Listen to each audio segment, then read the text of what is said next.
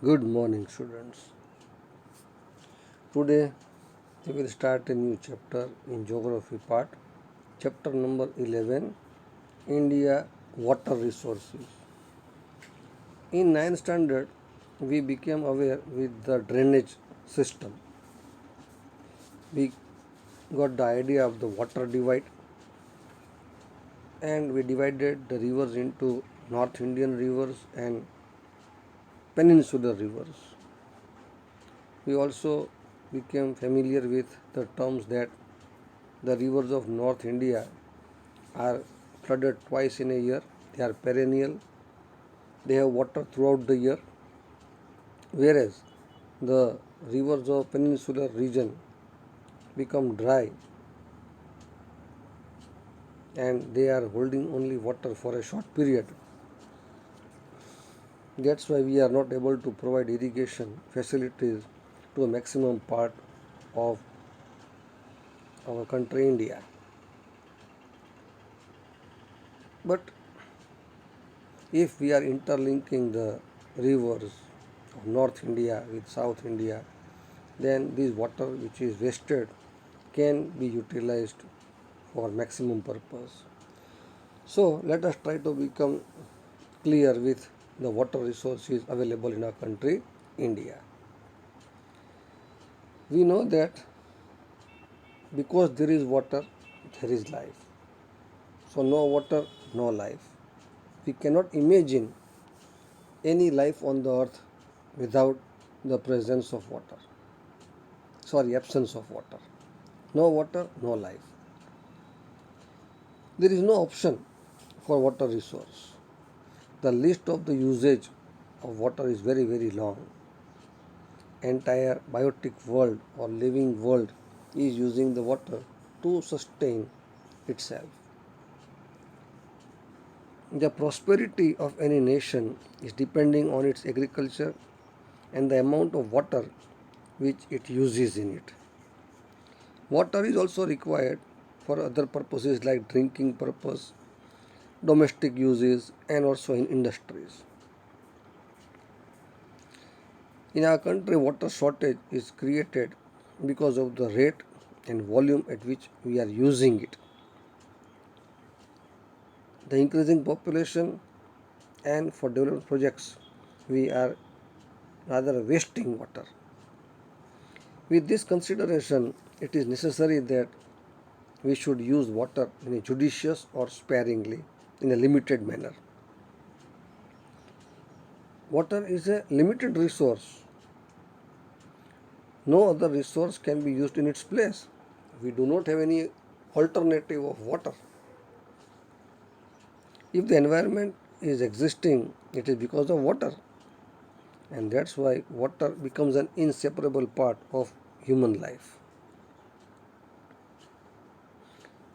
Which are the different sources of water? Please underline. We have three sources of water: rainwater, surface water, and groundwater. By rainwater, we mean that it is the original source of water on the earth. We have studied in the subject of science that due to heat, the sea water gets evaporated and turns into vapor, rises high, and as it rises high due to the cold atmosphere, it condenses, clouds are formed, then it travels in the direction of the wind, and wherever it is obstructed by a mountain, it rains over there. And again, the water which is falling on the earth in the form of rain goes back to the sea. So it is a complete water cycle. So it is the original source of water on the earth. Rivers, lakes, streams, wells, etc. are secondary sources. All these sources are existing due to rainfall. No rainfall, there will be no water in the rivers, lakes, or streams. Second source of water is surface water. The water on the surface of the earth is found in the form of river, lake, pond, sea streams, etc. It is called surface water. And in this, rivers are the main source of surface water. Please underline. This can be asked as a fill in the blank. Rivers are the main source of surface water. Groundwater. Groundwater has an important place among the sources of water. It is obtained due to the process of water which is absorbed by the lower strata of the land, lower layer of the land. The volume of the groundwater is limited. In the northern plains of India, there is about 42% of groundwater. Please underline. In southern India, there is less of groundwater due to the plateau region and mountainous region. We are utilizing groundwater maximum for irrigation purpose. Water resources and its uses. Please underline, about 84% of water in India is useful for irrigation. For example, about 1500 liters of water is required to produce 1 kg of wheat. Paddy, jute and sugarcane are requiring more water. So you can imagine that for 1 kg wheat to be produced, we are nearly using 1500 liters of water. Whereas crops like paddy, jute and sugarcane, they require more water. Water is being used for irrigation since ancient times. We have the example in 2nd century, please underline, the famous Grand Anicut Canal was constructed across the river Kaveri. Also in the year 1882, the Eastern Yamuna Canal was constructed in Uttar Pradesh. These both the sentences can be asked as fill in the blank or 1 mark question. Now when we see the mediums of irrigation, we have 3 mediums of irrigation. Please underline. And these mediums are wells and tube wells, canals and ponds. Well, we all have seen a well, coup, and tube well, when we do a boring and we insert a pipe with the motor and then we remove the water, that is a tube well. Out of these, wells and canals are major mediums of irrigation, and canals and ponds come at the 2nd and 3rd place respectively. We are practicing canal irrigation in the vast plains of Satluj, Ganga and Yamuna, and also in the delta regions of river Mahanadi, Godavari, Krishna and Kaveri in the eastern plains. Wells and tube wells are very common in alluvial plains, and irrigation by ponds is practiced more in the eastern and southern states. So please try to remember these things, in which area we are using which type of medium of irrigation. Multi-purpose project. After independence, to achieve green revolution, the government of India tried to construct a dam which can be used not only for one purpose but for many purposes. By obstructing the river water, by constructing a wall, a dam site, and using that water not only for one purpose but for more purposes, is only known as multi-purpose project. Because in our country we have many large and small rivers flowing, and water transportation is very rich in India. It is because of the physiography. It is in such a way that many rivers are merging with other rivers and empty their water finally into the sea. So we are connecting the rivers with the idea that this water may be harnessed or used for various purposes. Multi-purpose projects are planned on many rivers. Now a question may arise that what is a multi-purpose project? So please underline the answer to this question.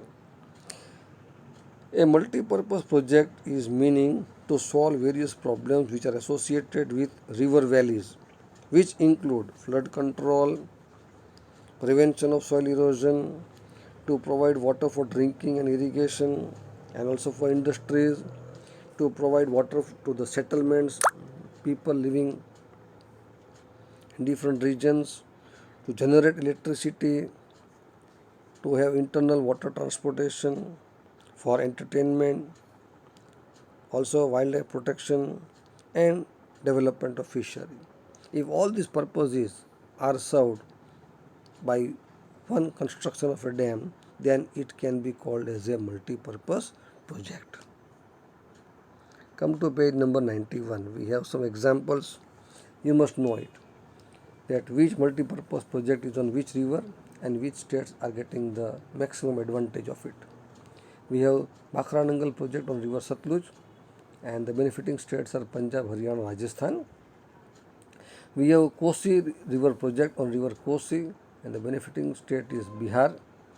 We have Damodar Valley project on river Damodar and the states benefiting are Jharkhand, West Bengal.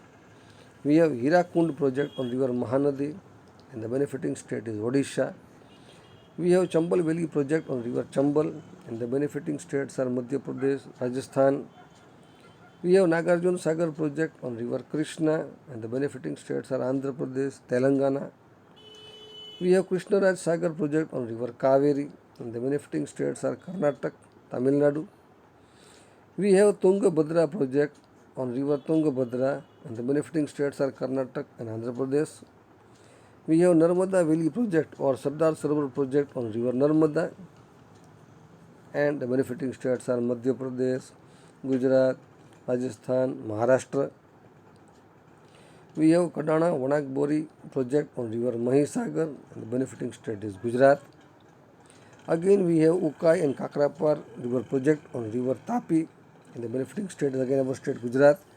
And last but not the least is Dharoi river project on river Sabarmati and Gujarat state is benefiting due to this project. This can be asked as a map detail manual, so please try to keep in mind.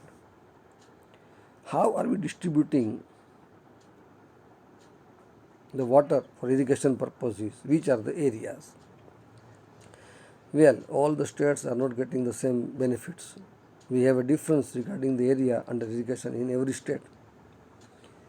For example, coastal districts Andhra Pradesh, delta regions of Godavari and Krishna river, Mahanadi delta in Odisha, Kaveri delta in Tamil Nadu, Punjab, Haryana and western Uttar Pradesh. These are the regions where we have intensive irrigation provided to the people, the farmers. Maximum area is covered under irrigation in these areas. After independence, the irrigated area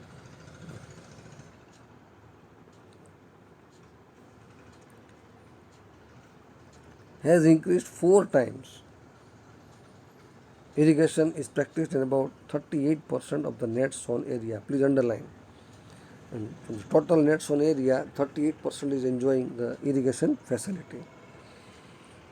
There is a difference in the irrigated area of different states.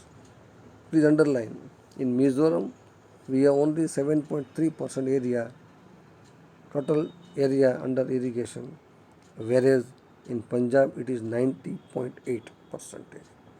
That means Mizoram is getting the least or the minimum irrigation facility, whereas Punjab is enjoying maximum irrigation facility.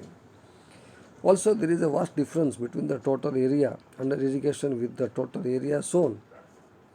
More than 40% of the total area sown is under irrigation in Punjab state, Haryana, Uttar Pradesh, Bihar, Jammu Kashmir, Tamil Nadu and Manipur.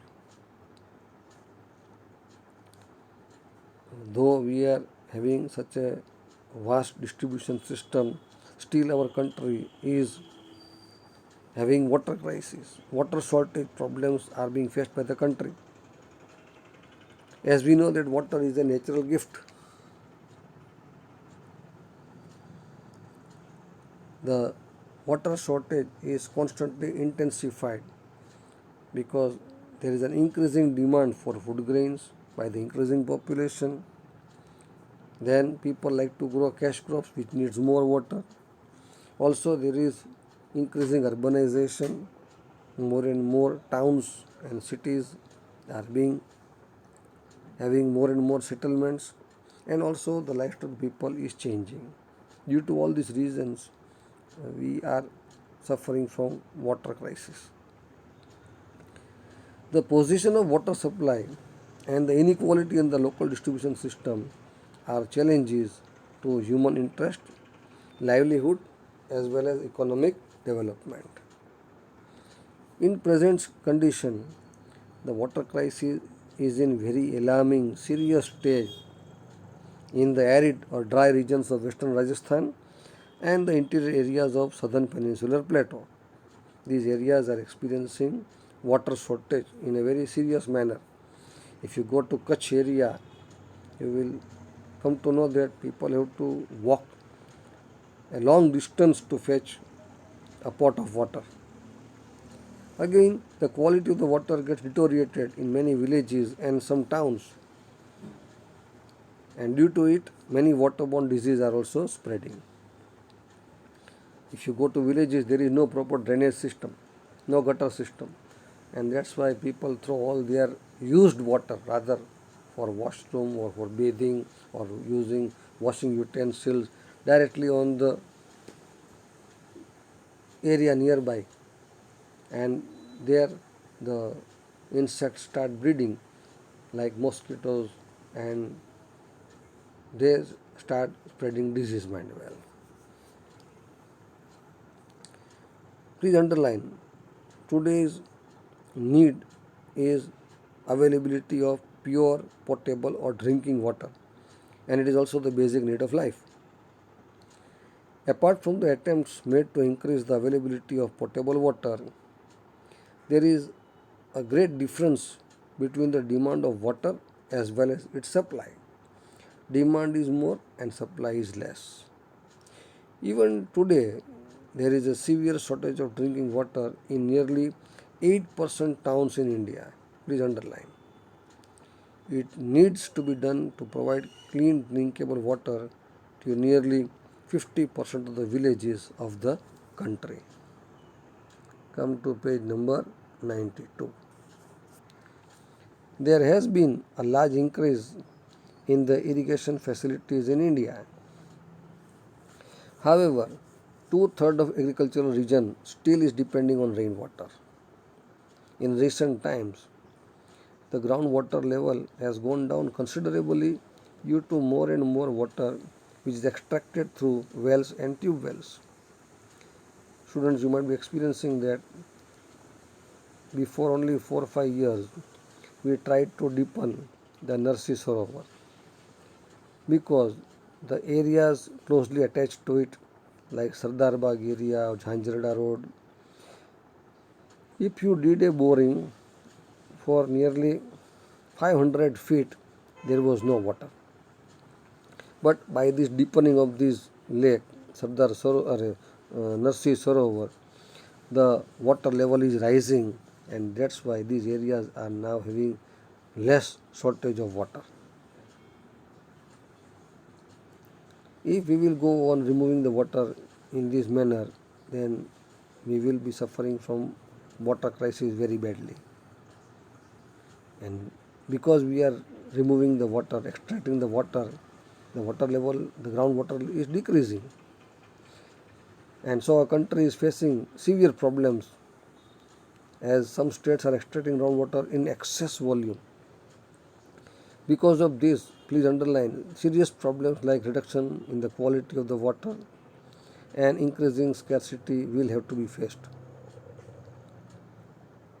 We do not use water only in agriculture, we are also using in industries in uncontrolled quantity. And main sources of water pollution are polluted water of the domestic uses as well as industries. I explained to you 9th standard that go to nearby town Jetpur, there is a dyeing industry. Every dyeing industry should have a boiler where they are